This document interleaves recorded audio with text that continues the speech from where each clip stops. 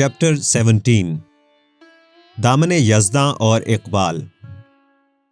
ہمارے مسلم قومی اور ملی مزاج میں آزادانہ معروضی اور سائنسی طرز فکر کی کوئی مضبوط روایت دکھائی نہیں دیتی۔ جذباتی اور کنزرویٹو مزاج اگر کسی قوم کے اعصاب پر غالب ہو جائیں تو کسی مفکر کی فکر کو آگے بڑھانے والی یعنی فارورڈ لوکنگ نظروں سے دیکھنے کی صلاحیت ماند پڑ جاتی ہے۔ چنانچہ سرزمین مشرق میں جو بھی مفکر و فلاسفر خال خال پیدا ہوئے وہ کفر کے فتووں میں دفن کر دیے گئے یا پھر تقدس کے سنگھاسن پر بٹھا کر ان پر سائنسی تنقید کے دروازے ہی بند ہو گئے۔ جب کسی فکر پر مقدس لبادہ چڑھتا ہے تو وہ سمجھ اور عمل دونوں سے باہر ہو جاتی ہے۔ دوسری طرف مغربی اقوام فکر کے طوفان برپا کرتی زکندوں سے تاریخ کی منزلیں طے کرتی رہی ہے۔ ادھر ہم ایک قدم آگے بڑھتے ہیں تو دوسرے ہی لمحے 1400 سال پیچھے والی اقوام کو بھی شرمندہ کر دیتے ہیں۔ اپنے مفکرین کی ٹانگ پیچھے کی طرف کھینچنے میں تو ہمیں کمال حاصل ہے۔ اقبال مشرق کے ان دانشوروں میں سے تھا جس پر پہلے کفر کے فتوے برسائے گئے اور پھر اسے مقدس بنا کر اشعار زریں کے چوکٹھے پر لٹکا دیا گیا۔ اقبال کے بارے کہنا مشکل ہے کہ بنیادی طور پر شاعر تھا یا فلاسفر، لیکن اسے فلسفیانہ موشقافیوں کے ساتھ گہرا تعلق تھا اور فلسفے کا وسیع مطالعہ بھی رکھتا تھا۔ اقبال نے جامعہ میونخ میں ڈاکٹریٹ کے لیے جو مقالہ پیش کیا وہ فارسی مابعد الطبیعیات کے موضوع پر تھا۔ جرمن زبان، ادب اور فلسفہ کے مطالعے کے دوران نیٹشے اور برگساں کے پہم حرکت و تغیر کے نظریے نے اقبال کی فکر پر گہرے اثرات چھوڑے۔ آکسفورڈ یونیورسٹی میں فلسفے پر لیکچر دینے کی دعوت دی گئی تو اقبال نے وہاں اسلام میں مذہبی فلسفی کی تعمیر نو پر سیر حاصل گفتگو کی، جس میں صوفی فکر کی چھاپ واضح تھی۔ اقبال کا شاعرانہ مزاج رومی کے قریب تھا، وہ بھی رومی کی طرح اسی دور سے گزر رہا تھا جب متضاد افکار کی بہت سی لہریں مسلم دنیا کو بہائے لے جا رہی تھیں۔ اقبال کے افکار پہ عقل و دانش پر محبت کی برتری کا خیال، آفاقی ارتقاء اور تغیر اور آزادی کے نظریے کے علاوہ سب سے بڑھ کر مرد کامل کا تصور چھائے نظر آتے ہیں۔ اقبال اپنی فطرت میں بت شکن تھا، چنانچہ بتوں کے بت خدا کا دامن بھی اس کے ہاتھوں چاک ہوئے بغیر نہ رہ سکا۔ اقبال کے انہی ریڈیکل افکار اور اسلامی عقائد کی تشریح نو پر گب تبصرہ کرتے ہوئے لکھتا ہے: بے شک اگر اقبال کی ہندوستانی مسلمانوں میں بطور شاعر اور قائد کی حیثیت سے عزت نہ ہوتی تو پھر یہ بات مشکوک ہے کہ اقبال کا اتنا انقلابی اور مسلمہ عقائد کے خلاف کام کبھی چھپ نہ سکتا۔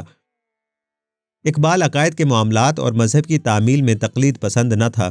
اقبال نے برملا اظہار کر دیا کہ جنت اور دوزخ نام کے مقامات کا کوئی وجود نہیں، بلکہ یہ روح کی حالتوں کے نام ہے، جس پر عقیدہ پرستوں نے اسے اپنے غضب کا نشانہ بنایا۔ اقبال عقائد کو جوں کا توں ماننے سے منکر تھا اور دلیل پیش کرتا تھا کہ انبیاء کرام بھی کبھی نئے راستوں کی کھوج نہ نکال پاتے اگر روایات پر بلا مشروط عمل کرنا کوئی اعلیٰ ترین نیک عمل ہوتا۔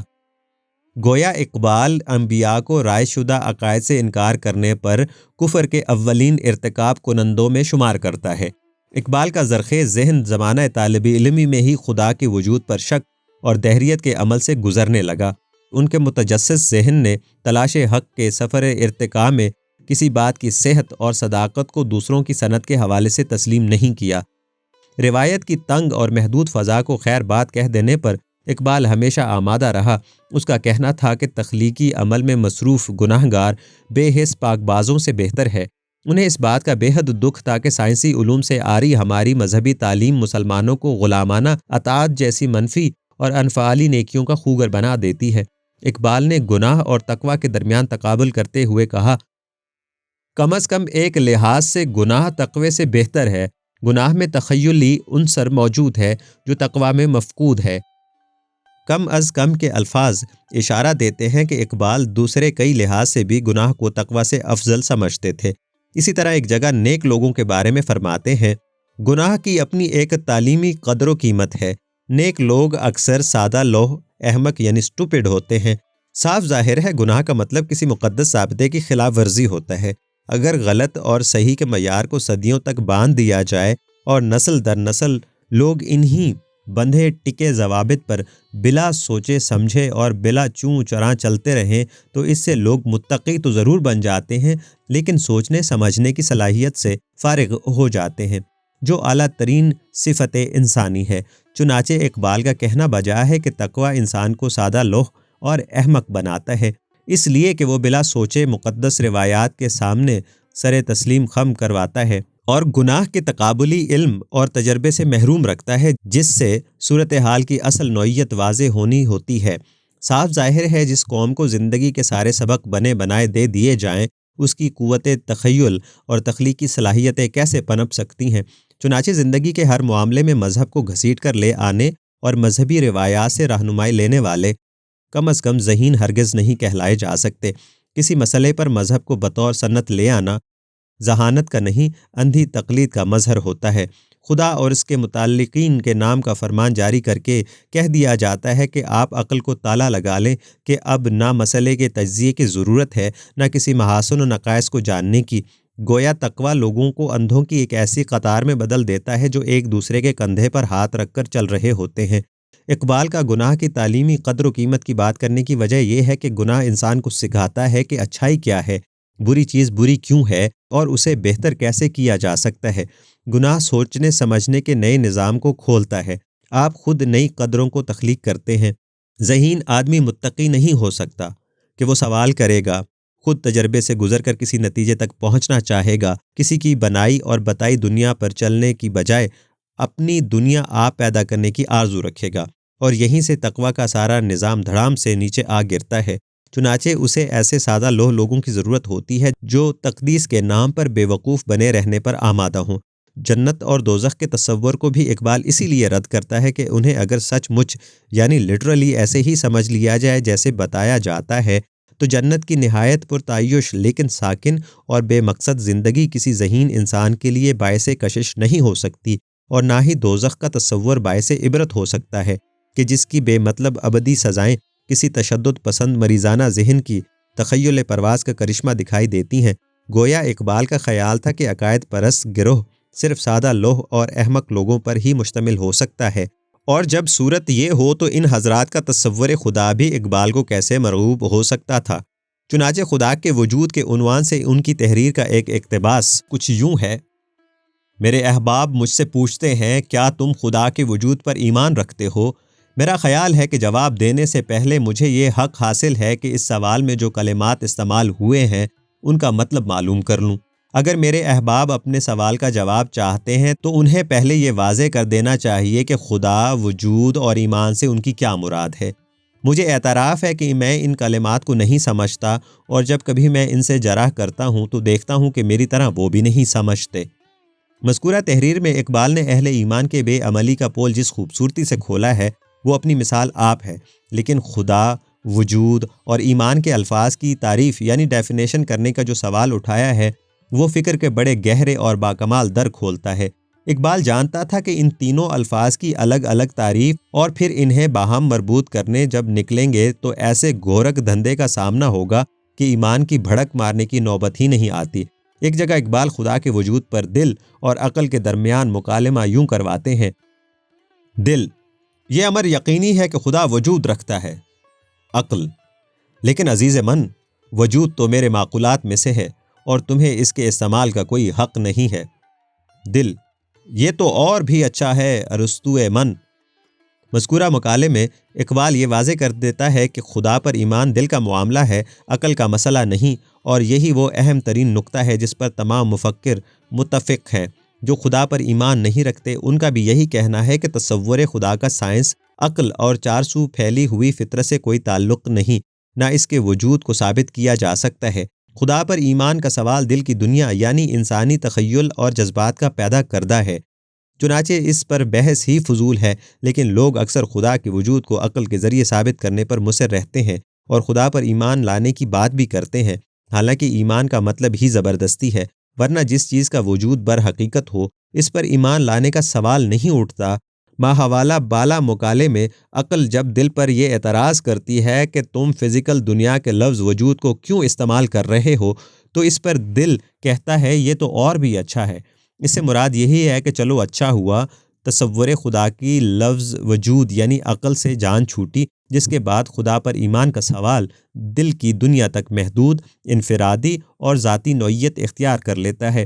ایسے میں اہل ایمان کے لیے اترانے کی ضرورت نہیں کہ وہ کسی حقیقت مطلق پر ایمان رکھتے ہیں جو خارجی حقیقت ہے، بلکہ یہ ان کے دل کا معاملہ ہے جس میں ذاتی پسند اور اپنی خواہش شامل ہے۔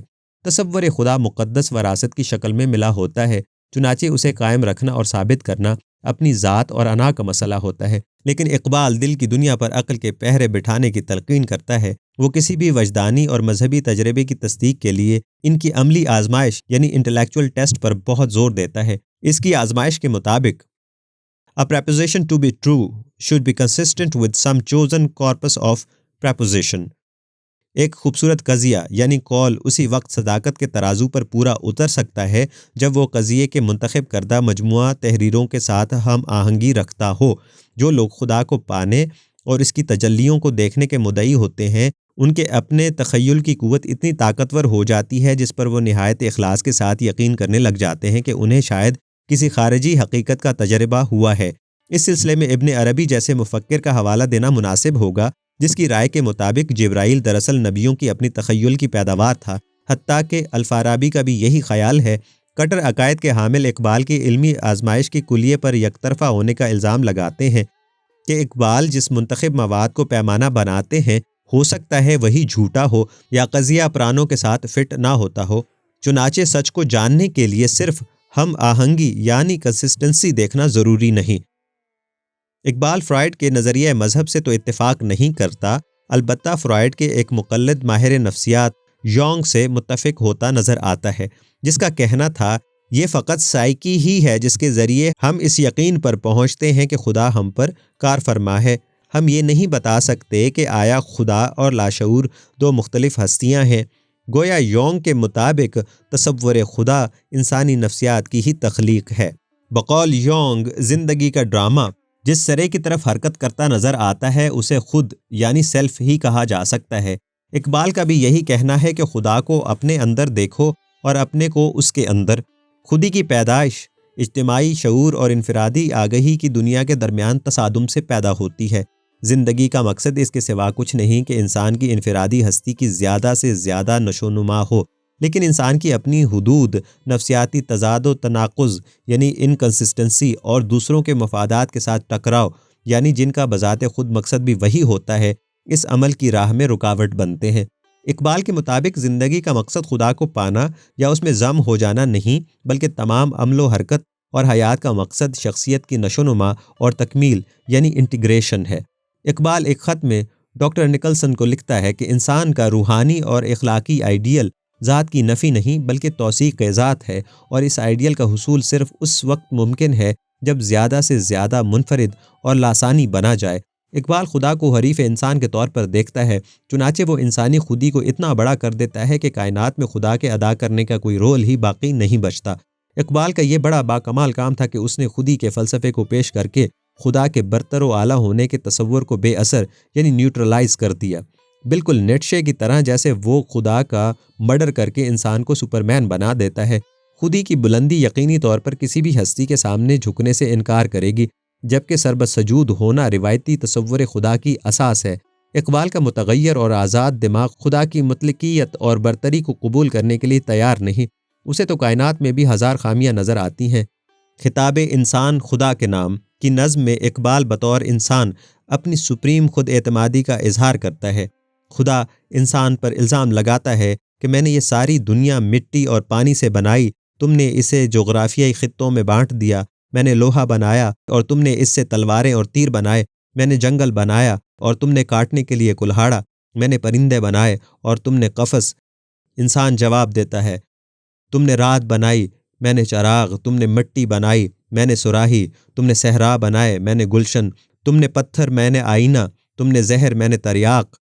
جب خدا لاجواب ہو جاتا ہے، یہ دنیا ایسی ہی ہے، مزید سوال مت کرو، جواباً انسان کہتا ہے، ہاں یہ ایسی ہی ہے، لیکن اسے ایسی ہونا چاہیے، نہ کہ ایسی جیسی کہ وہ ہے۔ یہی موڈ اقبال کی ایک اور نظم میں یوں دکھائی دیتا ہے، اے خدا تم نے بہت محنت کر لی، تخلیق کے عمل نے تمہیں تھکا دیا ہوگا، میرے دل میں اتر کر ذرا بھر آرام کر لو۔ تنہا و اکیلا پرہیزگاری کی زندگی گزارنے سے اچھا ہے کہ تمہیں مجھ جیسا یعنی انسان دوست مل جائے۔ ہم دیکھتے ہیں کہ اقبال ذات خدا کی تشخیص اور اس سے اپنے رشتے کے متعین کرنے میں الجھے رہتے ہیں۔ اس سلسلے میں اقبال کا مختلف مکاتب خیال کے علمبرداروں سے واسطہ پڑا۔ اس میں افلاطون، ابن عربی جو وحدت الوجود تھا، نیٹشے اور ورڈزورتھ شامل ہیں۔ اقبال کا استاد میگنا گارڈ بھی منکر خدا تھا۔ اقبال شناس حضرت اقبال کے نظریے خدا کو 3 ادوار میں تقسیم کرتے ہیں۔ اقبال اپنے شباب کے رومانوی دور میں خدا کو ایک ابدی اور مطلق حسن کے طور پر دیکھتا ہے، ایک مکمل ترین آئیڈیل۔ یہ افلاطونی نظریے کا اثر تھا، جس کے مطابق ابدی حسن ہر شے کی اصل ہے۔ اسے کائنات کے ہر رنگ اور روپ سے حسن پھوٹتا نظر آتا ہے، اور جب چارسو حسن ہی حسن کار فرما دکھائی دینے لگ جاتا ہے تو اس پر وحدت الوجود کا نظریہ غالب ہونے لگتا ہے، جہاں موضوع اور معروض کا فرق فریب بن جاتے ہیں، خالق و مخلوق ایک ہو جاتے ہیں، کثرت میں ہو گیا وحدت کا راز مخفی کے ترانے بجنے لگتے ہیں۔ لیکن اقبال کو جلد ہی یہ پتہ چلتا ہے کہ حسن ازلی نہیں، زوالی ہے، اس کی حیثیت محض اضافی ہے۔ حسن تمنا کو مہمیز اور تخیل کو رفت تو بخشتا ہے، لیکن اضافی اور زوال پذیر حسن خدا نہیں ہو سکتا۔ چنانچہ اقبال دوسرے مرحلے پر حقیقت کو حسن کی بجائے حرکت سے تعبیر کرنا شروع کر دیتا ہے۔ اسے نظر آتا ہے کہ حقیقت مطلق بھی اتنی ہی سرگرم عمل ہے جتنا کہ میں مصروف کار۔ یہاں اقبال کی نظر میں حقیقت مطلق کسی فریب نظر کا نام نہیں، بلکہ وہ خودیوں یعنی سیلفز کا ایک نظام اور ایک مجموعہ ہے۔ ہم جو کچھ بھی دیکھتے ہیں وہ خودی کی پوشیدہ قوتوں کا اظہار ہے۔ یہی خودی تصور و تخیل اور وسیع امکانات کی ایک کائنات ہماری آنکھوں کے سامنے کھول دیتی ہے۔ گویا کائنات بھی ایک خودی ہے جو حرکت و تغیر سے خود کو وجود میں لا کر اظہار کرتی ہے۔ خدا تنظیم وحدت کا اصول یعنی آرگنائزنگ پرنسپل آف یونٹی بن جاتا ہے، جو تخلیقی مقاصد کے لیے سارے جہان کو باندھے رکھتا ہے۔ اب خودی کی زد میں ہے ساری خدائی کا نعرہ بلند ہوتا ہے۔ اقبال کو خودی کی جلوتوں میں مصطفائی اور اس کی خلوتوں میں ہی کبریائی نظر آنے لگتی ہے۔ اقبال کے نزدیک ہستی دراصل خودی یعنی ایگو ہے، جو انسانی وجود میں درجہ کمال حاصل کرتی ہے۔ خوف کی اساس پر بنا خدا ٹوٹ جاتا ہے، انسان خوف خدا کے عمل سے آزاد ہو جاتا ہے۔ اب خدا کی نہیں، خودی کی تلاش مقصد حیات قرار پاتی ہے۔ احساس پستی کا خاتمہ ہو جاتا ہے، اعتماد اور حوصلہ اتنا بڑھ جاتا ہے کہ کمند ڈال کر یزداں کے شکار کی بات ہوتی ہے۔ یزدا بکمند آور اے ہمت مردانہ۔ چونکہ مذہبی پیشوا خدا کے احسانات جتلا کر انسان کو اس سے مرعوب کرنے کی کوشش کرتے ہیں، خدا نے تمہارے لیے یہ بنایا، خدا نے تمہارے لیے وہ کیا۔ اقبال خدا کے احسانات کا قصہ یوں پاک کر دیتا ہے: پھونک ڈال یہ زمین و آسمان مستعار، اور خاکستر سے آپ اپنا جہان پیدا کر۔ اے انسان، تم خدا کی دی ہوئی ان ادھار نعمتوں کو آگ لگا دو، اپنا جہان تم خود پیدا کرو کہ یہی خودی کا تقاضا ہے۔ اقبال ذات خدا پر طنز کرتا ہے کہ یہ عالم جو تو نے بنایا ہے، ایسے کئی عالم میرے خیال میں غنچہ کی طرح چٹک جاتے ہیں اور پھول کی طرح کھل جاتے ہیں۔ بات اور آگے بڑھتی ہے: اگر کجروہ انجم آسماں تیرا ہے یا میرا، مجھے فکر جہاں کیوں ہو، جہاں تیرا ہے یا میرا۔ سچ تو یہ ہے کہ انسان جب سے زمین پر پیدا ہوا ہے وہ اسے سنوار رہا ہے۔ انسان نے آج تک جو رول ادا کیا ہے، اس سے نظر آتا ہے کہ فطرت کی پیدا کردہ کجروئیوں کا خاتمہ انسان کا بنیادی مشن ہے۔ اس نے اپنے ہاتھوں کی صنائی سے فطرت کو نئے رنگ ہی نہیں، معنی بھی دیے ہیں۔ فکر جہاں اگر ہے تو صرف انسان کو، ورنہ مالک دو جہاں ہونے کا مدعی بوقت ضرورت بے نیاز بن جاتا ہے۔ پھر یہ بات بھی بڑی واضح ہے کہ اس دنیا میں انسان نے علم اور تخلیق کی جتنی بھی رعنائیاں وضع کی ہیں، وہ انسان کی سیکولر یعنی غیر مذہبی فکر کا اعجاز ہے۔ مذاہب عالم کی شکل میں خدائی فکر جتنی بھی سامنے آئی ہے، اس دنیا کو خوبصورت بنانے اور انسان کی زندگی سہل اور بہتر کرنے میں اس کا کوئی ہاتھ نہیں ہے۔ اقبال خدا پر یوں برستا ہے کہ اس میں مصالحت کا کوئی رنگ اور آشنائی کا پہلو نظر نہیں آتا۔ انسان کا قصور اتنا ہے کہ دانہ گندم کھا لیا اور شیطان کی تقصیر اتنی ایک سجدے سے انکار کر دیا۔ تم مجھ پر پابندیاں عائد کر کے اس دنیا کی دلچسپیوں سے محروم رکھنا چاہتے ہو، ذرا یہ تو بتا کہ شیطان آیا کہاں سے اور وہ کس کی مخلوق ہے؟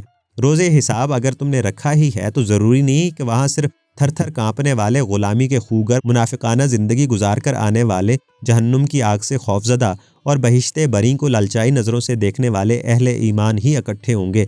یاد رکھنا، انسان سے تمہارا سامنا بڑا مشکل ہو جائے گا۔ فارغ تو نہ بیٹھے گا محشر میں جنوں میرا، یا اپنا غریباں چاک یا دامن یزداں چاک۔ روزے حساب پیش ہو جب میرا دفتر عمل، آپ بھی شرمسار ہو مجھ کو بھی شرمسار کر۔ اقبال نے فن کی باریکی اور منطق کے زور سے قیامت کی مت کی ساری بنیاد ہی الٹ کر رکھ دی ہے۔ اس متھ کے مصنفین نے قیامت کے روز خدا کے مقابل انسان کو بطور مجرم پیش کر کے اس کی تذلیل کرنے کا جو منصوبہ بنایا تھا اسے عظمت انسان کا داعی کوئی بھی مفکر ہرگز قبول نہیں کر سکتا تھا۔ چنانچہ اقبال بمقابلہ خدا انسان کی نمائندگی کا حق ادا کر دیتا ہے۔ جب انسان کا دفتر کھلے گا تو بات خدا کے اپنے کردار یعنی رول تک بھی پہنچے گی۔ قادر مطلق اس کائنات اور زندگی میں ہونے والے اس خیر و شر کے تماشے میں خود اپنی ذمہ داری سے کیسے بچ پائے گا؟ طاقتور نے ہمیشہ کمزور کو عدالت کے کٹہرے میں کھڑا کیا ہے، لیکن اس متھ میں مصنفین کو معلوم نہ تھا روز قیامت آنے تک انسان اس دنیا و کائنات کے بارے میں کتنا علم اور کتنی دسترس حاصل کر چکا ہوگا کہ دلائل کا جب دفتر کھلے گا تو بات خدا کی شرمساری پر آ کر ختم ہو جائے گی۔ اور مزے کی بات ہے کہ اقبال نے بات کو خدا کی شرمساری پر ہی ختم نہیں کیا، مجھ کو بھی شرمسار کر کہہ کر انسان کو اخلاقی طور پر اور بھی بلند کر دیا۔ ظاہر ہے کسی بڑے کو شرمسار کرنا انسانی اخلاقیات کے خلاف ہے۔ خدا کے مقابل انسان کے عظیم تر ہونے کا اظہار اقبال کے ہاں یوں بھی ملتا ہے کہ اسے خدا کے تنہا ہونے پر افسوس ہوتا ہے اور اسے پارسائی چھوڑ کر انسان بننے کا مشورہ دیتا ہے۔ اقبال حقیقت خدا کی وضاحت یوں کر دیتا ہے: دیر و حرم کی تعمیر کر کے تیرا امیج بنانے والا میں خود ہی ہوں، تو میری ہی آرزوؤں اور جستجوؤں کا پروردہ ہے۔ اقبال بزبان انسان خدا کو یہاں تک کہہ جاتے ہیں کہ خودی اور خودداری کے جوہر کے بعد یہ میرے لیے ممکن نہیں کہ میں گدھے کو گھوڑا کہوں۔ کائنات کی لامحدود وسعتوں کے مقابلے میں انسان نے اپنی محدود صلاحیت کار کی فطری مجبوری کو جس شدت کے ساتھ محسوس کیا ہے اسے بھی اقبال نے خدا کے خلاف دلیل کے طور پر یوں استعمال کیا ہے: تیری خدائی سے ہے میرے جنوں کو گلا، اپنے لیے لامکاں میرے لیے چارسو۔ لامکاں میں بیٹھ جانا تو آسان کام ہے، لیکن زمان و مکان کی پابندیوں میں رہ کر زندگی گزارنا دوسری بات۔ چنانچہ خدا اور انسان کے درمیان اس بنیادی فرق کو ملحوظ رکھا جائے تو خدا کو انسان پر حکم آخر جاری کرنے کا کوئی حق نہیں رہتا۔ اس لیے اقبال خدا پر ایک اور وار کرتا ہے: سمندر سے ملے پیاسے کو شبنم، بخیلی ہے یہ رزاقی نہیں ہے۔ اقبال خدائی حجاب کے بھی سخت خلاف نظر آتا ہے۔ وہ خدا کو آشکار دیکھنا چاہتا ہے اور فطرت کی آخری حقیقت تک پہنچنا اس کی آرزو ہے تاکہ خدا کے متعلق کنفیوژن کا خاتمہ ہو۔ اقبال نکلی ہوئی چنگاریوں کی بجائے دبی ہوئی چنگاریوں کی تلاش میں رہتا ہے، لیکن اقبال جب خدا کی تلاش میں نکلتا ہے تو جہاں کہیں ڈھونڈتا ہے اسے انسان ہی کا پتہ چلتا ہے، خدا کا نہیں، اس لیے کہ علم کی سب راہوں پر انسانی شعور کی چھاپ نظر آتی ہے۔ اقبال دنیائے چمن کی آرائش اور کوہ و صحرا کے نقش و نگار انسانی نگاہوں کے معیاروں کے مطابق بنا ہوا دیکھنا چاہتا ہے۔ معلوم ایسے ہوتا ہے کہ اقبال کی خواہش ہے کہ خدا کی بنی ہوئی دنیا پر انسان کی بنائی ہوئی دنیا کی چھاپ بیٹھ جائے۔ اقبال نے جہاں کہیں خدا کے ساتھ مکالمہ کیا ہے اس میں طنز حتیٰ کہ گستاخی کا عنصر غالب نظر آتا ہے۔ چپ رہ نہ سکا حضرت یزداں میں بھی اقبال، کرتا کوئی اس بندہ گستاخ کا منہ بند۔ بات سیدھی سی تھی کہ سائنس اور علوم کی 20ویں صدی میں آخر خدا اور انسان کے درمیان ایک مطلق حاکم اور محکوم کا کلاسیکل مذہبی رشتہ اب مزید قائم نہیں رہ سکتا تھا۔ گفتار کے اسلوب پہ قابو نہیں رہتا جب روح کے اندر متلاطم ہو خیالات۔ اقبال کا ایک اور خوبصورت طنزیہ وار دیکھیے جس میں فکر کے کئی پہلو پنہاں ہیں: باغ بہشت سے مجھے حکم سفر دیا تھا کیوں، کارے جہاں دراز ہے اب میرا انتظار کر۔ اے خدا تو نے انسان کو بہشت سے بے آبرو کر کے نکالا تو تھا، سنبھالے رہو مجہول فرشتوں اور حوروں کی مورتیوں سے بھری یکسانیت کی ماری جنت کو۔ یہ سوچنا کم نگاہی تھی کہ انسان پھر اسی فردوس گم گشتہ میں واپسی کی پناہیں ڈھونڈے گا۔ انسان اس مادی کائنات کے اندر روز نت نئی فردوس و بہشت تعمیر کرنے کے لامتناہی سلسلے میں مشغول ہو چکا ہے۔ جاؤ اب انتظار کرتے رہو۔ اندازہ لگائیے کیا آج کے انسان کا روایتی مذہبی ڈسپلن کی کوٹھڑی میں دم نہیں گھٹنے لگے گا جب اس کے علم کی گہرائی اور شعور کی نزاکتوں کی حالت یہ ہو جائے جہاں اقبال کہہ اٹھتا ہے: تیرے آزاد بندوں کی نہ یہ دنیا نہ وہ دنیا، یہاں مرنے کی پابندی وہاں جینے کی پابندی۔ اسی طرح ایک فارسی نظم میں اقبال اس طرح خدا سے خطاب کرتے ہیں کہ اگر تو چاہتا ہے کہ میں اپنی ذات کا تعین تیرے نظارے کے لیے کھو بیٹھوں تو یہ سودا بڑا مہنگا ہے۔ یہ کام تیرے فرشتوں کو ہی مبارک ہو، اس لیے کہ مقام شوق تیرے قدسیوں کے بس کا نہیں، انہی کا کام ہے جن کے حوصلے ہیں زیادہ۔ اقبال کہا کرتا تھا، خدا سے وفاداری کا مطلب انسان کی خود اپنی فطرت کے ساتھ وفاداری ہے، لیکن دیکھنا یہ ہے جب منتہا و مقصود اپنی ہی فطرت کے ساتھ وفاداری ہو تو کیا خدا سے وفاداری کے الفاظ عملاً اضافی نہیں ہو جاتے؟ اسی طرح اقبال خدا کی تلاش کو بالآخر انکشاف انسان سے تعبیر کرتا ہے۔ اسے خدا انا کی نئی نئی قوتوں کی دائمی تخلیق میں ملتا ہے۔ مسلسل تخلیق کا عمل ہی خدا کا وجود ہے۔ اس کی صفت کائنات کو تغیر پذیر رکھنا ہے۔ محبت اور حیات جب تخلیق اور تجدید ترک کر دیں تو ان کا وجود باقی نہ رہے گا۔ اقبال کی مابعد الطبیعیات بس اتنی سی تھی جس میں وہ رائج شدہ مذہب سے بدعتہ اور سرکتہ نظر آتا ہے۔ اس نے کہا تھا کہ نئی چیزوں کی تلاش کرو، خواہ وہ گناہ آلود یعنی سنفل ہی کیوں نہ دکھائی دیں، اس میں کچھ نہ کچھ نیکی ضرور ہوگی۔ اقبال کہتا ہے کہ ایک مقدس و پرہیزگار آدمی کے مسجد میں مبہوت بیٹھنے سے بہتر ہے وہ کافر جو اپنے بت کے سامنے جاگتے دل کے ساتھ کھڑا ہے۔ اقبال نے اختلاف کیا کہ خدا خبیر و علیم کی صفت کا حامل ہے۔ اس نے یہ بات ماننے سے انکار کر دیا کہ خدا آنے والے واقعات کو پہلے سے ہی جانتا ہے۔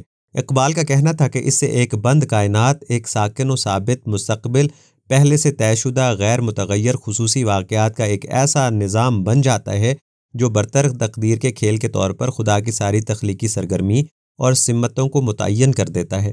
روایتی عقائد کے حامل نقاد اقبال پر مترز ہوتے ہیں کہ اقبال پیش بینی یعنی فور نالج اور مقدر یعنی پری ڈیسٹینیشن کو مکس کر رہا ہے۔ وہ اس کی مثال یوں دیتے ہیں کہ ایک آب و ہوا کا ماہر ہوا کے دباؤ کو دیکھ کر پیش گوئی کر سکتا ہے لیکن اسے متعین نہیں کرتا۔ چنانچہ ان کا کہنا ہے کہ خدا کی پیش خبری کا مطلب نہیں کہ وہ واقعات کے ہونے کا سبب بھی ہے۔ محض پیش علمی کسی چیز کے تعین کی وجہ قرار نہیں دی جا سکتی۔ لیکن یہی لوگ دوسری ہی سانس میں خدا کی صفات کو بیان کرتے ہوئے کہیں گے کہ خدا بطور خالق کی حیثیت سے واقعات کے وقوع ہونے کے اسباب کو بھی پیدا کرتا ہے اور ان کا تعین بھی۔ نہ صرف یہ لوگ اقبال کے اعتراض کے جواب میں ماہر موسمیات کی بعدی مثال کیوں کر دے پاتے ہیں، شاید اس لیے کہ مذہب کے اندر متضاد باتوں پر ایک ساتھ ایمان عام سی بات ہوا کرتی ہے، لیکن اقبال تسلیم نہیں کرتا کہ خدا اس حالت میں ہے کہ وہ پہلے دیکھ سکے کہ کون سے امکانات حقیقت کا روپ دھارنے والے ہیں۔ اس کا مطلب یہ ہوا کہ خدا اس سے زیادہ نہیں جان سکتا جتنا کہ انسان۔